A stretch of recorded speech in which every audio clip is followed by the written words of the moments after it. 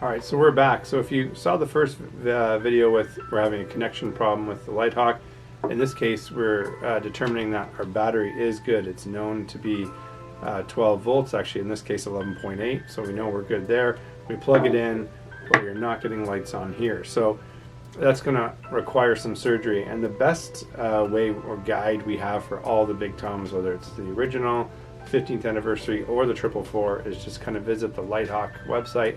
There's a pictorial that shows you what screws have to come out, but in any case, all the screws that hold the body onto the roll cage have to be removed. Now with the magic of video, we've actually already done that, so then the shell will come off. And then there's some screws here at the front of the cage. There's 2 on the side, 2 at the back, and actually 2 on the bottom here, and 2 up here that have to be removed. And when you do that, this piece just comes off too. So now we're actually down to business. We've got the main circuit board, okay, which could be blown.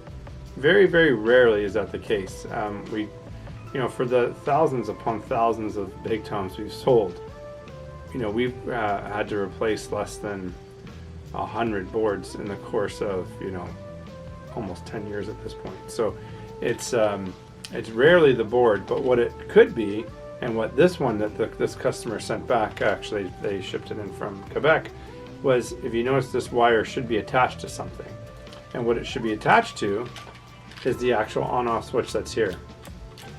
So the reason why, when we plug this in, and we'll plug the battery back in here. Okay, so we've changed the camera angle so you can see. So the on-off switch here is here down in this cavity.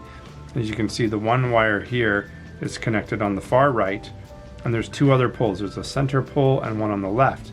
You can see here the indicator light is flashing red.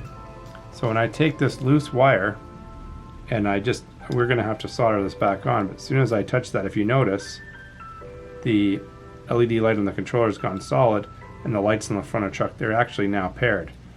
So as you can see here, very easy fix once we get the body off. And really it's a very simple, just take the screws off.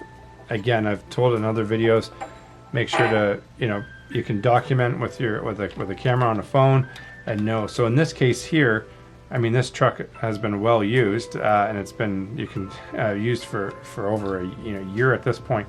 But somehow, some way, this wire had come detached from the board. We're going to do a quick solder job and then come back to you with the final part of this episode. We're going to turn our controller on. Look, the light stopped flashing, and we're connected. So this vehicle is now back and ready to go and up in play. So hopefully you found this information helpful. It really could just be something as simple as a loose wire, which in the case this was.